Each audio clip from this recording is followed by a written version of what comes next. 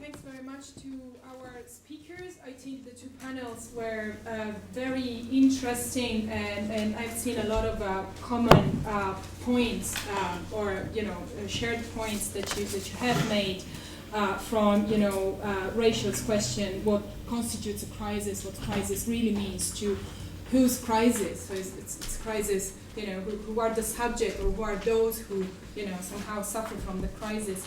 To the criminalization of smugglers that definitely have been a justification for just strengthening the borders and the system of borders. To what maybe in these days is the highest level of securitization, and I'm thinking of the declaration of the state of emergency in France and the constitutional reform that Hollande wants to carry out, which personally, is one of the aspects that troubles me the most in this whole story. So I'm going to stop here and I'm going to open the floor. We have some 35 minutes for question. So I'm going to take maybe three questions in a row, and then we proceed. So I see one hand, two hands. Okay, so maybe we can start from the sir over there. The sir. So just for talker, it's very interesting that their hard work and presentation of the facts. Just it is not simple that there is displacement, refugees, and probably you can regard those who cross to the next country as displacement rather than refugees. Valletta agreement came to have a new model. Who is going to, or what's your evaluation of this campus going to be in Mali and the investment they are going to put in it? And second, who will be in charge? As we notice now that Turkey has refugees displaced, Jordan has displaced refugees, and which I more displaced, and Lebanon, which has a very strange mix. And all this under control of the governments, so they can do whatever they want. And this will create a case of despair and hopelessness, which make the next move to immigration, immigration, which we never can stop. Over all history, it is there, that movement, from the Irish famine or before the Irish famine till now, this is very clear. What's your evaluation for the Valletta, and who will be in control, you think? Thank you. Okay, we had another question. Yeah, thanks. Thank you both for your wonderful talks. But I just want to know, well, I completely disagree with the treatment of refugees in Calais and in Hungary. Do you not believe that some securitization is required? Because not every country has the ability to take as many refugees as the southern countries, like say Germany or France, have the financial ability to actually support these. Do you not believe that they need to monitor in some way who crosses their border? Like the videotapes of just the mass, to use a horrible word, but just the flood of human beings crossing over borders. Does that not need to be stopped? Like, there can be the call of, yes, there has to be a human aspect, and we need to protect these people from the terror and torture and the dangers they face. But at the same time, we still need to keep some kind of handle on who we're letting in. Not in a way that they need to be screened or anything like that. I'm not talking about that. But that we still need to monitor who's crossing the border, where are they crossing, and how can we actually support them when they get into the country, rather than them just flooding up the country and then disappearing into the ether, where they do become possible victims of human trafficking and abuses that we then don't know that are happening because we've lost these people. I just want to know what your thoughts on that would be. Thank you. Okay, we have another question just behind you. Thank you very much. My question is just about the figures, Rachel, that you showed about Austria, that 68% of the people coming in are young men. And I was just wondering, is anybody looking at the sort of effects that means? Like, does that mean that there's a lot of women and children left in Syria alone? And what does that mean? Or could you comment a little bit on that, as in what do you think we can do to, is that going to further exacerbate a crisis for Syrian people, in that a lot of young men will now be in Europe and a lot of young women will then be left at home? Okay, we're gonna have a second round after the answers. Do you want to start? Sure. Thank you. They're great questions. On Valletta, our evaluation would be that it's questionable.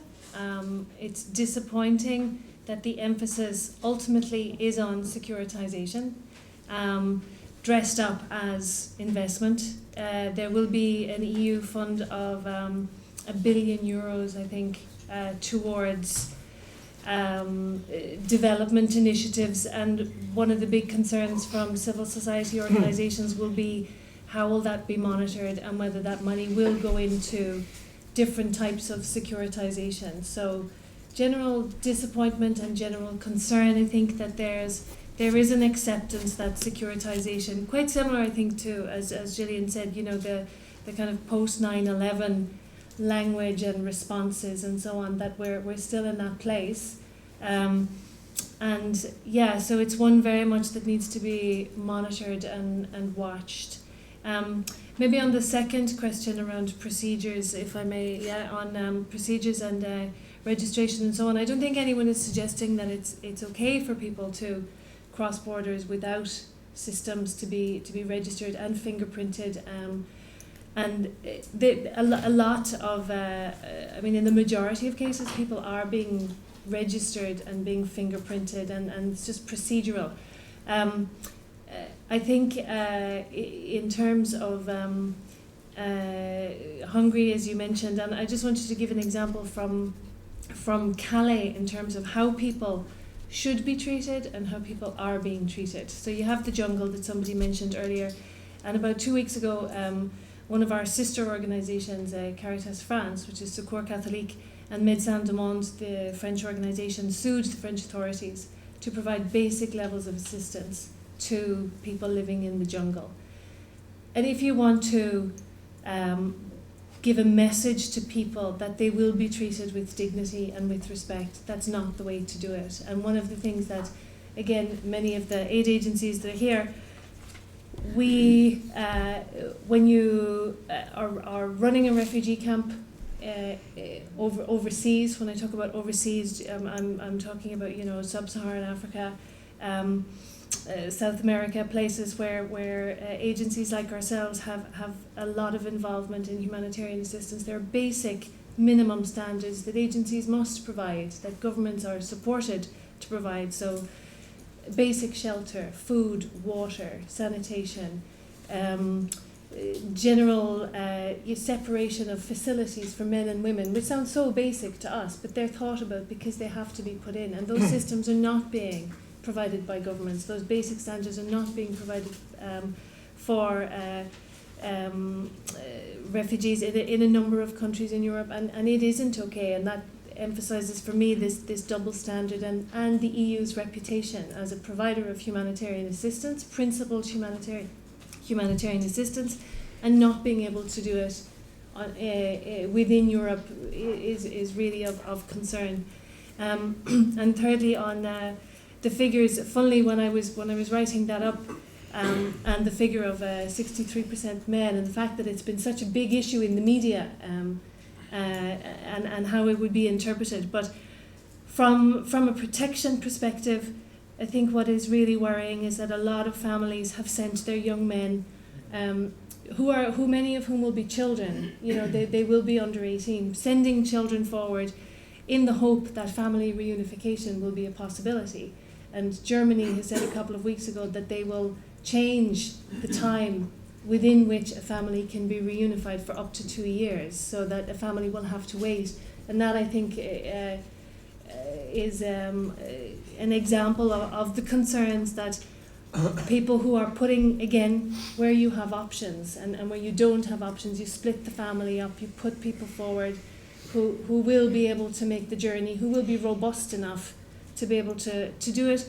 And now you're looking at, it must be heartbreaking, you're looking at families that now won't be able to get together for a number of years. And so it's the cruelty of decision making, the cruelty of policy making, and the fact that it is having such a direct impact on the lives of families. And I put the feet up there simply because I think it just symbolises, everyone gets sore feet, and if you've walked halfway across Europe in order to find somewhere that you can be safe, then it's just that real human desperation that I think we can feel here, and it has to be translated into much better policies.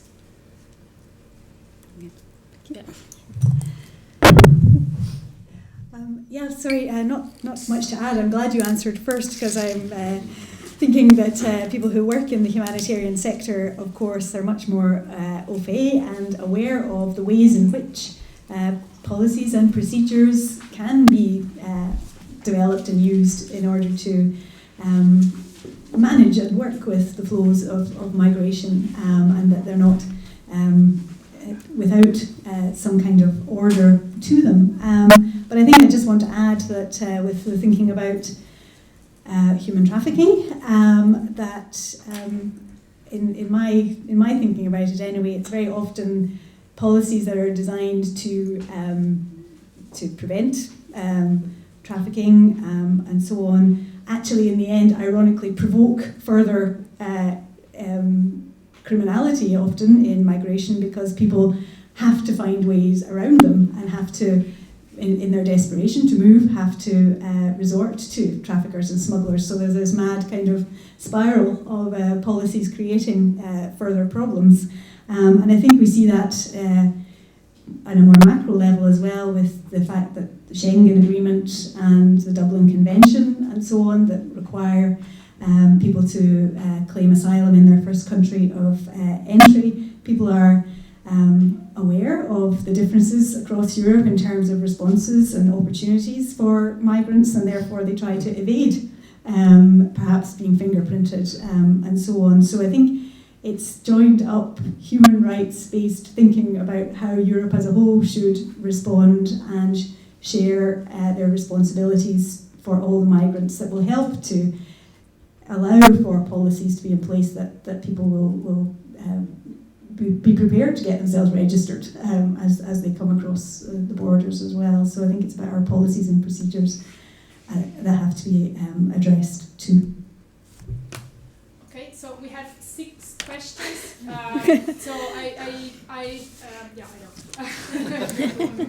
So if you could please be very, very short in your questions, and also maybe shorter in your answers.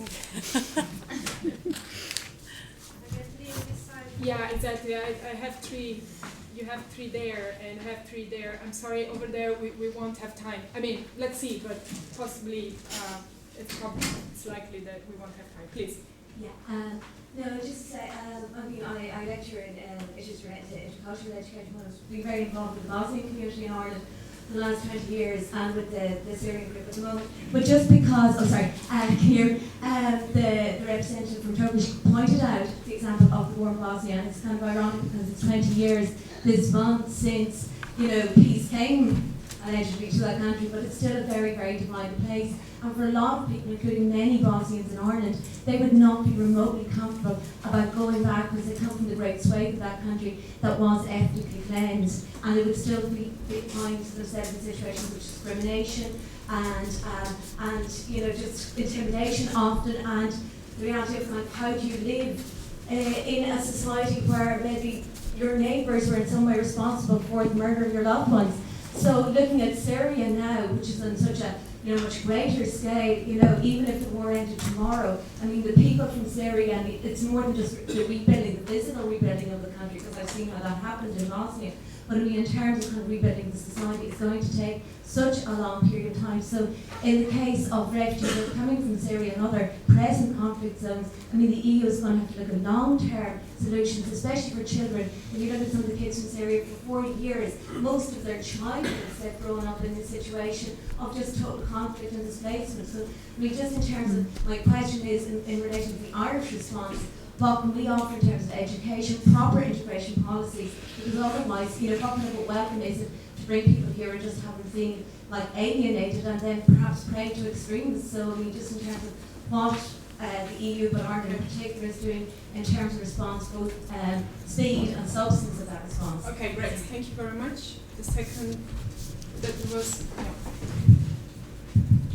Well, thank you very much. I will be very, very, very quick. My name is Tamil. I'm a PhD researcher from the Irish Center of Human Rights in Galway. Having myself a refugee background, born and raised in Germany, I had this particular interest in Syria. So probably, I try to be very quick. Giorgio Agamben, a great thinker, he wrote in Beyond Human Rights that refugees are probably animals in free nature stripped of political freedom, and they have to regain this freedom. Would you probably say, in this regard, that human trafficking, human smuggling, has probably corrupted the structure, the legal concept of a refugee, and this has led probably to a very disconcerted effort in Europe? That's the first question. And the second question, because it's very dear to me, this issue, and we saw a lot of pictures, and thank you again to all speakers so far, and to you. The United Nations was always lambasted right now, so far. But however, are there lessons from UNMIC and UNAMED in East Timor, and could that be a solution for Syria? Probably it's too early to say, in order to reconstruct the country and bring this conflict to a resolution.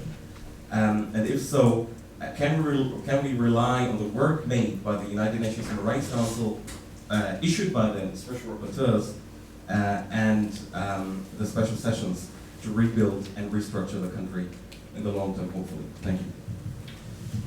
Okay, you're in the second round, second round. Thanks very much, Walt Kilroy from the IICRR in DCU. Thanks to all four speakers we've heard so far. It's been very interesting, troubling, as it should be. My question in particular is, do we have any indication of to what extent that the move of refugees from the countries where, let's face it, the vast majority of Syrian refugees are hosted in Turkey and Lebanon and Jordan? A tiny percentage are coming to Europe.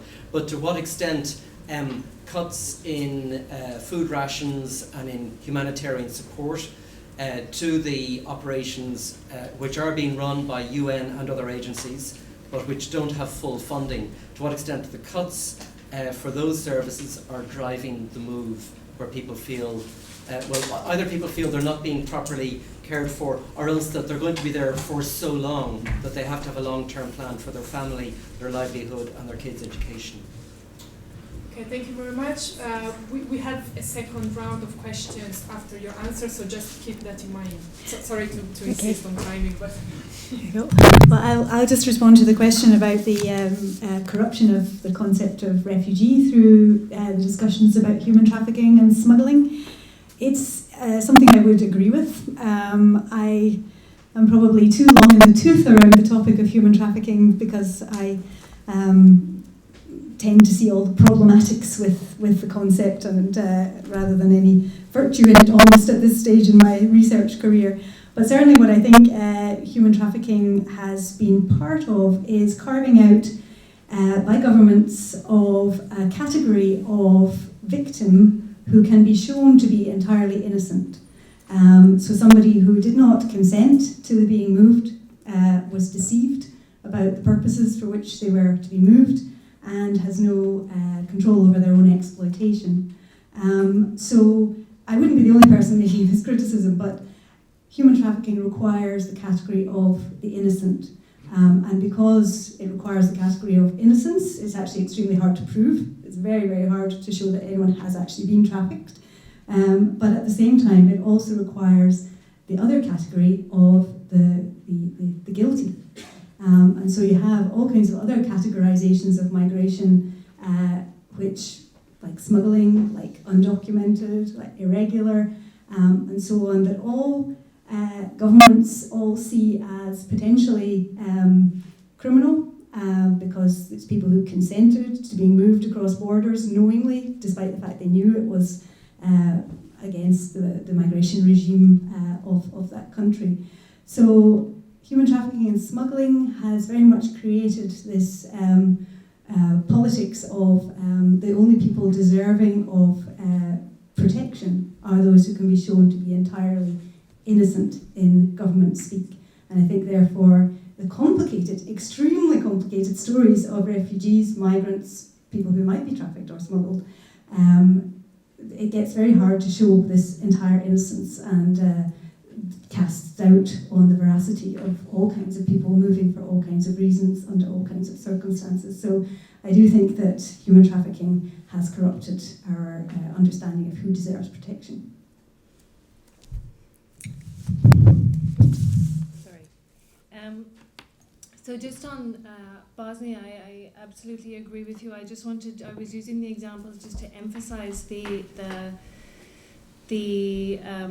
capacity to find solutions to crises, to allow for rebuilding to happen, and how as conflicts are getting more protracted, where there is less political will, I would argue it's harder and harder to find some form of a solution to provide some stability. Your second point around the speed and the substance of Irish response is absolutely brilliant question, and we Sue Conlon from the Irish Refugee Council will be here this afternoon, and she would be far better placed than I to speak.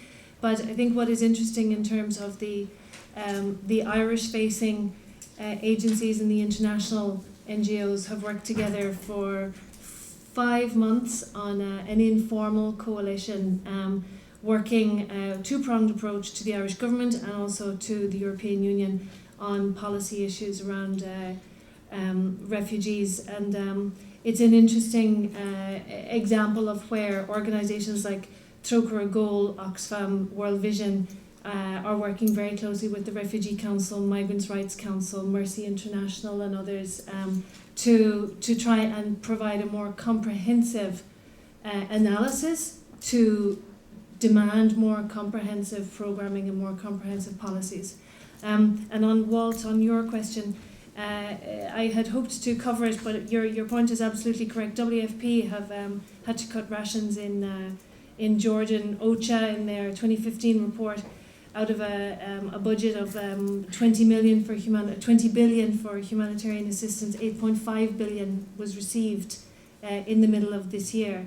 And it's not, I suppose, just beyond the idea that humanitarian funding can sustain a family.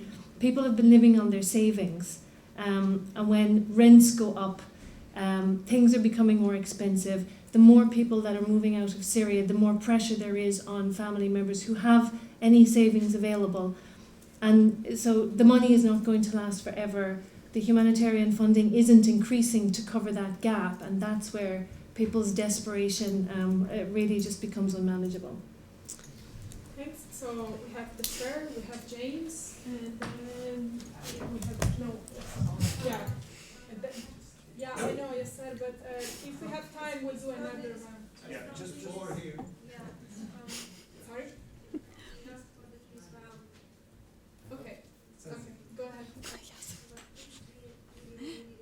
Yeah. Thank you. I've had my hand raised. That's the first round. Sorry. Technical issues.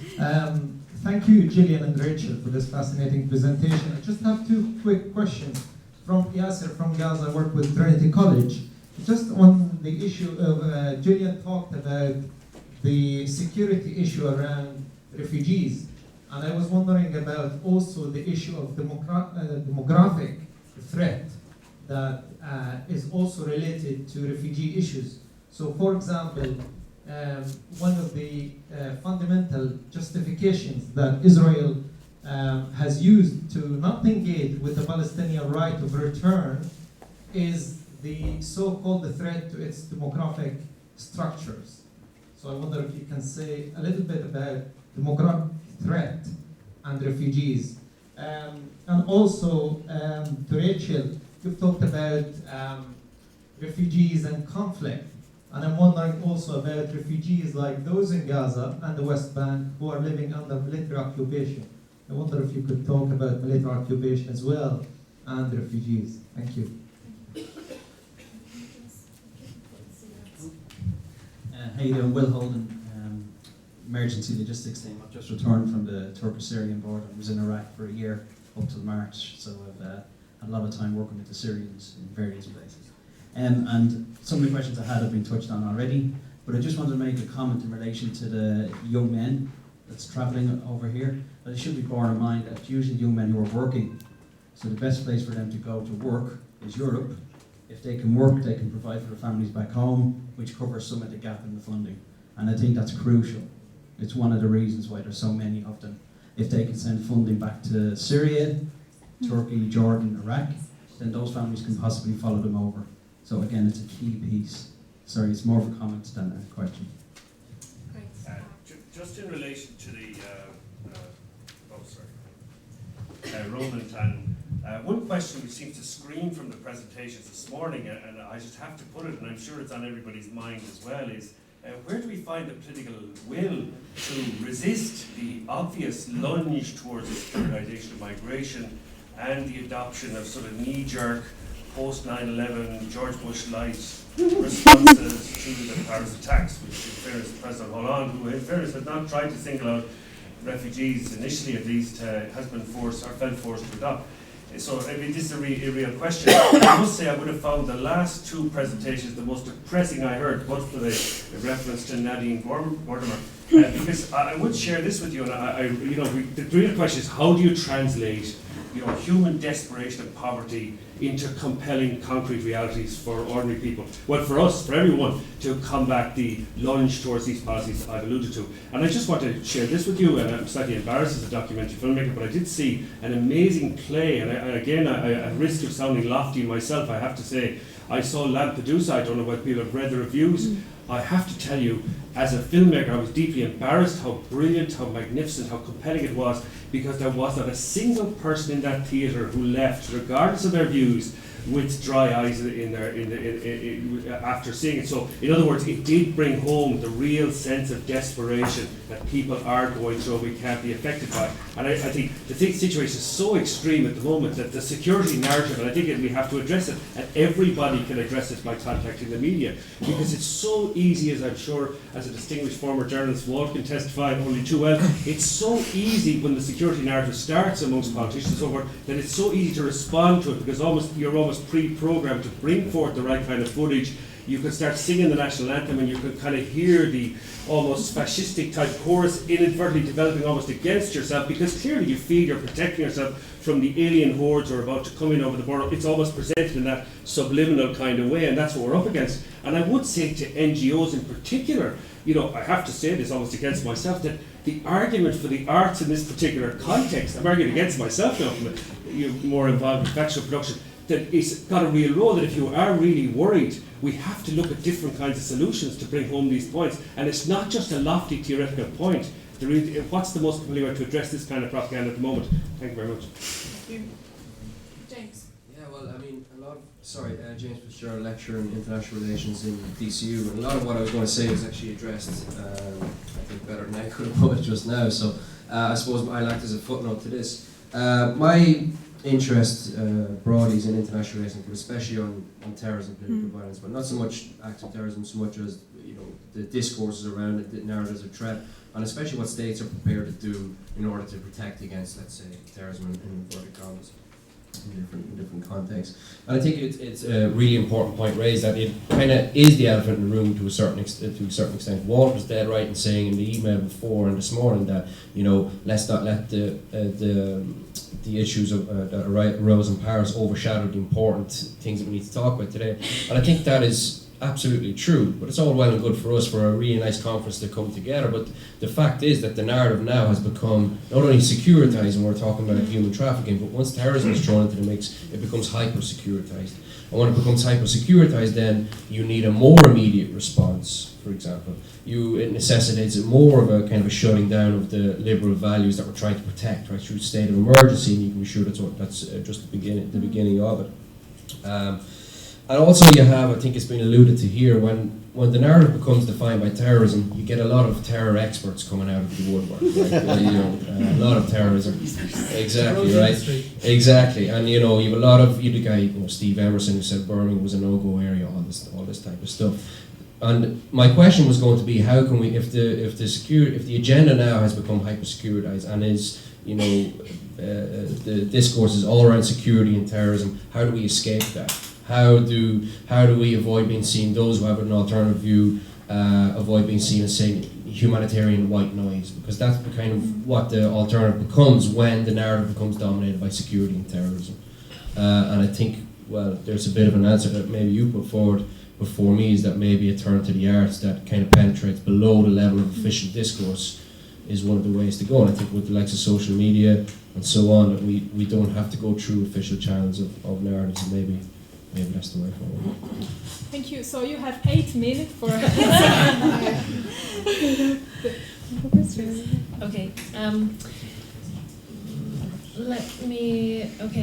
On the military occupation, I think we need a lot longer to have the conversation. As you know, Trogra does a lot of work with Palestine and in Gaza, and ultimately it's the protection of rights and freedoms, regardless of what kind of situation people are in. And I don't really want to get into it any more than that, but I will have another colleague here in the afternoon, and I'm sure he'll be very happy to have a side conversation with you on it.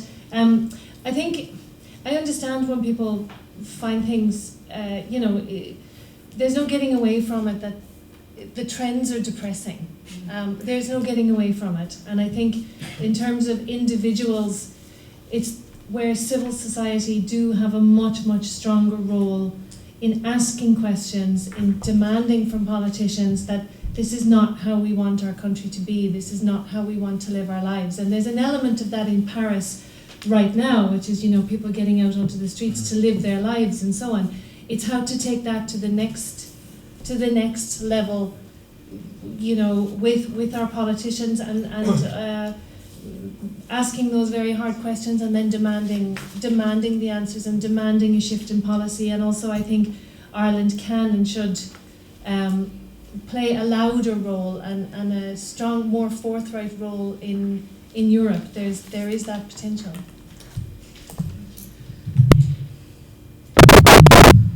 Well, I think thankfully, given the 4 minutes, most of the questioners actually started to answer their own questions, so that's great. That helps a lot.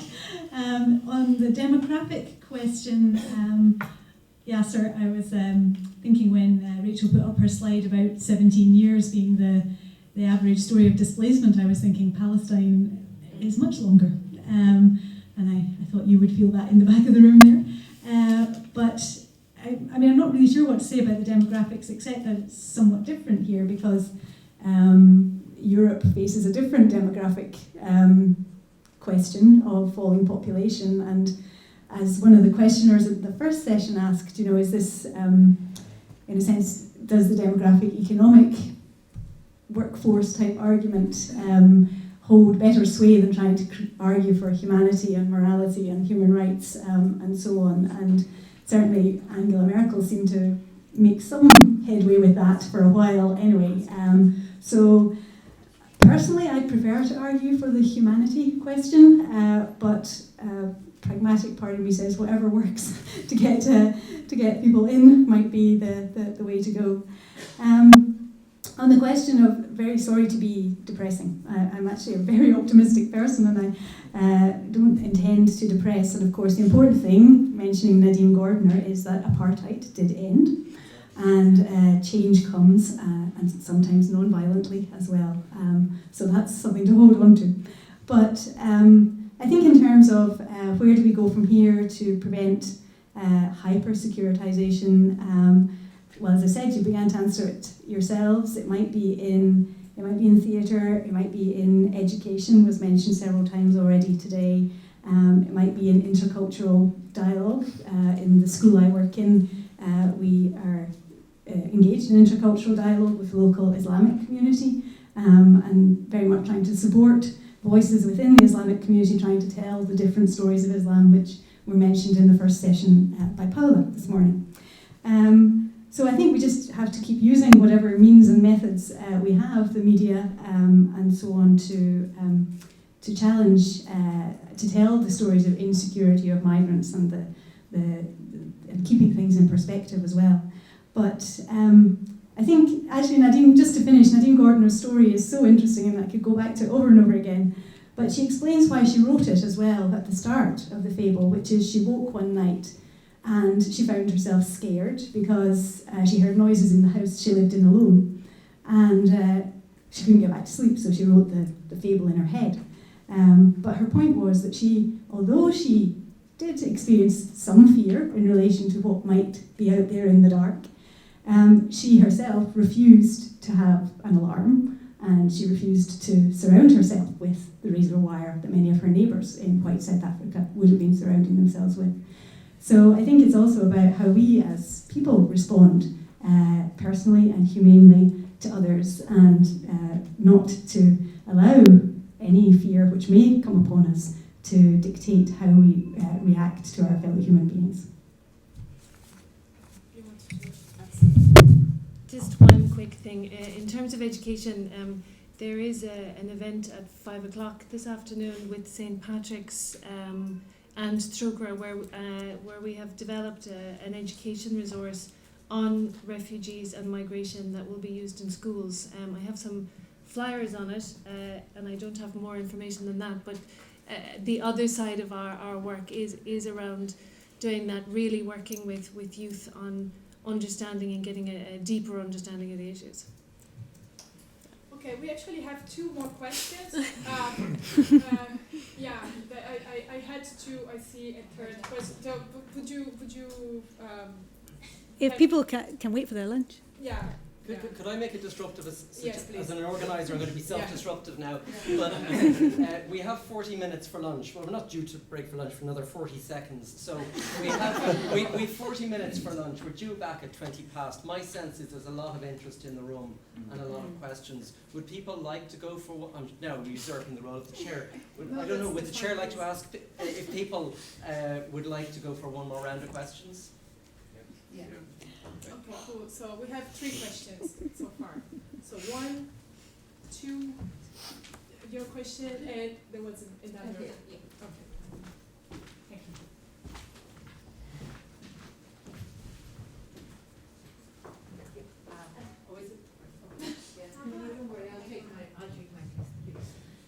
My name is Anne Daly from Esperanza Productions. I'm also a member of the Syria Solidarity Group. And I suppose one of the things I'm always interested in, and I'm also a documentary filmmaker, is context. And what we're looking at here is the consequence of failed political policies. And I was looking at Prime Time last night, and one of our politicians, Richard Y. Barrett, spoke about what was happening at the moment in Paris and in the Middle East, and made no reference when he spoke about Syria to Assad and those barrel bombs. A week or 10 days ago, we had the extraordinary fortune of being able to bring to Ireland a Syrian called Farouk Habib, who represents the White Helmets in Syria. And I think for me, just hearing this incredible, dignified Syrian asking us to kind of support their work, and also not to shy away from the political work that needs to be done. And what I'm basically trying to say, is there a danger? The humanitarian obviously is pressing. We have to, we have to do something about that as citizens of the world.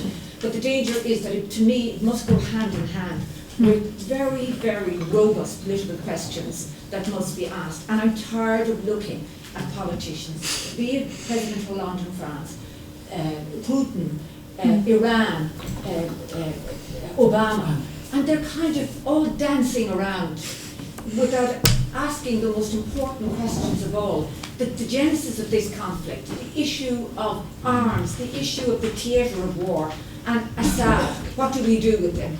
Well, they used to say in Nicaragua about Somoza, he's a son of a bitch, but he's ours. This keeps coming back to me, that a guy like him is still there dropping these barrel bombs, and Farouk Habib, who essentially represents the people that go in to save people in the wake of these barrel bombs, and also the difficulty of maybe trying to, as a journalist, trying to get this narrative out there and get people talking about Syria in a way that tries to work through the complexities. I just think as a journalist, I get very frustrated because I think it's just, where we concentrate on the humanitarian, and that's really important. I think unless it goes hand in hand with the robust political discourse, I think we're in serious trouble. Thank you, and sorry for going on so long. Sorry. Yeah. So my name is Martin Grund. I'm a recent graduate of the Development Studies program here, the MA program, and I was just wondering about we talked a lot about kind of securitization as a state-led process, but does a lot of the impetus not actually come from non-state actors? So citizens, media, in the case of Turkey, maybe the unions. And if we agree with that analysis, what should the state's role be in relation to these securitizing moves by non-state actors? We have a last question here.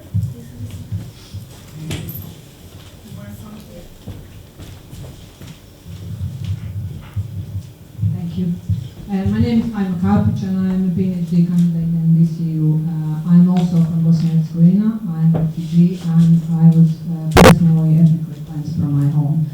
And really it's tragic to say and see that we're still at the same place where we were 23 years ago. I was expelled, 24 years nearly. And I came to Ireland. My parents live in Norway and my sister lives in Sweden. And still 20 years on, we're still in the same countries. We can't go home. We can go home, of course. I mean, security is in Bosnia and Herzegovina on a much higher level now. However, our house is in an area controlled by a different ethnic group. And we refuse to sell it or exchange it because, in my view, that would be basically agreeing with ethnic cleansing. Therefore, I cannot go home, my parents will die abroad. And these are the consequences of the war and aggressions and civil wars and stuff like that. And that's one thing. And my second comment is, although I love Ireland and I lived this for so long, I wasn't given the refugee status here. I was told I was a refugee. So that's just another point, yes. Can I ask you basically I wasn't given a refugee status because at the time Ireland was only taking so-called program refugees. I did research on this in my master's thesis as well. Ireland was taking basically refugees from refugee camps around, I think, in Austria. I'm getting emotional every time I speak about it, I'm sorry. Mostly in Austria. And they took 750 people from Bosnia and Herzegovina initially, only families. I was not given a status because I was a single person. I was given something called, I will never forget this, I'm not still sure what this really means. I was given something called leave to remain on humanitarian grounds, which meant that I'm not allowed to work or get social assistance or anything. So I just had very good friends, and I'm grateful to them forever. And this in a situation like this, you really do rely on good people around you. Thank you. very much. Thanks.